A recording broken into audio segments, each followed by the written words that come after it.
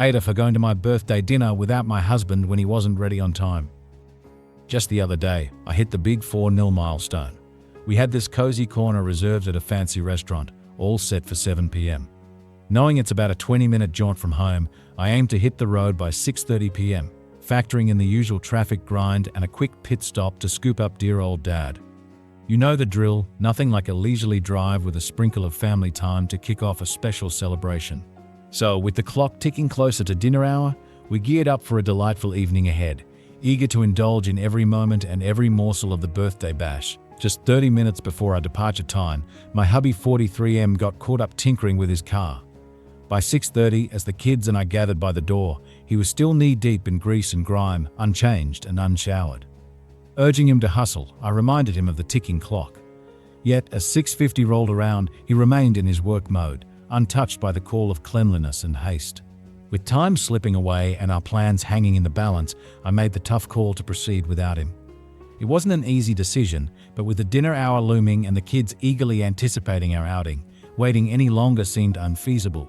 So off we ventured, a family -1, hoping that somehow, someway, he'd catch up and join in on the celebration before the night was through. His perpetual tardiness was a well-known quirk whenever we ventured out, often leaving him lagging behind as the last to get ready. Usually I could shrug it off, as it typically only delayed us by a mere 10 minutes at most. But this time it was different. My birthday dinner held significant importance, a moment I had eagerly anticipated for weeks. Waiting an extra 20 minutes felt like pushing the boundaries too far. Frustration boiling over, I finally snapped, declaring that we were departing without him. It wasn't just about losing precious time. It was about securing our spot at the restaurant. Arriving close to 7:20, risking a missed reservation was a gamble I wasn't willing to take on such a special occasion. So with a heavy heart but a determined spirit, I forged ahead, hoping that my absence would serve as a wake-up call for future punctuality. After making the tough call to leave him behind, I reached out to the restaurant to explain our tardiness, relieved when they assured us our table would still be waiting. However, upon arrival, my husband was noticeably absent, adding a layer of tension to the already strained evening. Returning home, we were met with his boiling frustration, which only fueled my resolve. I confronted him, expressing the weariness I felt from his consistent lack of punctuality, emphasizing how it not only affected me, but also those around us. Reminding him that he could have easily made his own way to the restaurant, I stood firm in my decision. While my father supported my choice, my children couldn't shake off the disappointment of his absence at our special dinner. Reflecting on the incident, it underscored the importance of valuing others' time and commitments. So in light of this, I ask, am I the jerk for leaving without him? Update. 2 weeks later. First and foremost, a heartfelt thank you for all the incredible support and guidance. Your words have truly buoyed me during this time. With such an outpouring of assistance, I felt it only right to provide an update on recent happenings. A few days after sharing my initial post, my eldest had a big school football match scheduled. Determined not to let tardiness throw us off track again, I set a firm departure time of 5 p.m. Despite my husband's lack of readiness, I stood by my resolution and left promptly at 5 p.m., with or without him. True to form, he didn't make it in time for the match. However, my youngest and I had a blast cheering on my eldest from the sidelines. It turned out to be a thrilling game. My eldest even scored a goal, leading his team to victory. Despite the hiccup of my husband's absence, the joy of watching our son shine on the field made for a memorable and heartwarming experience. Over the weekend, I had plans to catch up with friends over lunch, while both my sons had a birthday party to attend. Since my event started an hour earlier than the party, I entrusted my husband with the task of dropping them off. I made sure to remind him a week beforehand, then again the day before, and once more before I left the house, stressing the importance of punctuality. Taking the advice from comments on my original post to heart, I even adjusted the party start time, telling my husband it began at 12:30 instead of 1 p.m., just to ensure the kids wouldn't be late if he ran behind schedule. Despite my efforts and reminders, my husband's habitual tardiness struck again, leaving the kids to potentially miss out on the festivities. It was a frustrating situation, highlighting the ongoing struggle with punctuality in our household.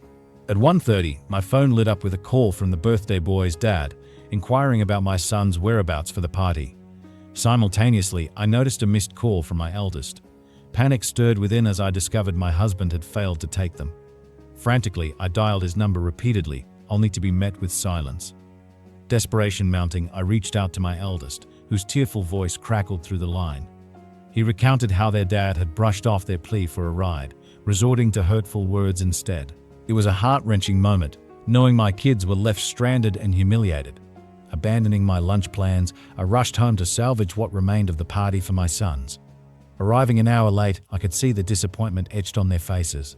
My husband's indifference to their plight, coupled with the ensuing fallout with their friend, ignited a fire within me. It was a breaking point, signaling the end of tolerating such disregard for our children's well-being.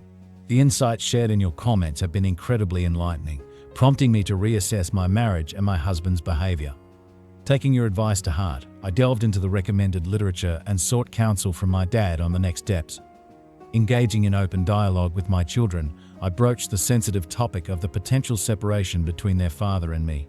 Understandably, they expressed mixed emotions, but ultimately acknowledged the necessity of the decision. Their heartbreaking revelation about feeling scared of their father on multiple occasions and losing trust in him weighed heavily on me. It was a sobering realization of the impact his actions were having on our family dynamic. Despite the pain and uncertainty, their honesty reinforced the importance of prioritizing their well-being and fostering a safe and nurturing environment for them. It's become increasingly evident that both myself and the kids have been struggling with unhappiness for some time now.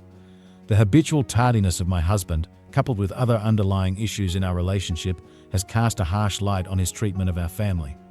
Thanks to your insights, I've found the courage to confront the truth and put an end to it. No longer can I justify or make excuses for his behavior. Reflecting on past incidents, such as his absence and lack of emotional support during my mother's passing, I realize now the gravity of the situation. Despite the profound loss, he offered no solace to either me or the children, a moment that should have triggered serious consideration about the state of our marriage. Yet it's a relief to finally face reality and take steps towards necessary change. The support and clarity from your comments have empowered me to prioritize the well-being and happiness of myself and my children. Just recently, I mustered the courage to share my feelings with my husband, forwarding him my original post. Frankly, the idea of marriage counseling holds little appeal to me. My priority is simply moving forward with my life. However, I did suggest he explore therapy for himself. I laid bare the disheartening truth. It feels as though he's drifted apart from the family. The strain in our marriage has taken its toll on both myself and our sons, and I'm certain he feels it too. It's become abundantly clear that the current dynamic isn't conducive to a healthy environment for any of us. I can no longer stand by and watch my children bear the brunt of their father's shortcomings. It's time to prioritize their well-being and ensure they don't miss out on the joys of childhood due to his incompetence. As many of you may have anticipated, I finally mustered the courage to express my desire for a divorce to my husband. Surprisingly, he accepted it without protest. In fact, he made it clear that he no longer wishes to be a part of our family affairs and intends to move out as soon as possible. With this decision made, it seems our paths are set to diverge. My sons and I will continue navigating life as best we can, while my soon-to-be ex-husband charts his own course. Though it's undoubtedly a significant change, there's a sense of relief in finally addressing the issues head-on and taking steps toward a healthier, more stable future for all involved. I can't help but feel like a massive burden has been lifted off my shoulders. You all have been my rock through this tough time, and I can't thank you enough. Your support and guidance have meant the world to me, and I'll always be grateful for everything you've done. Thank you from the bottom of my heart.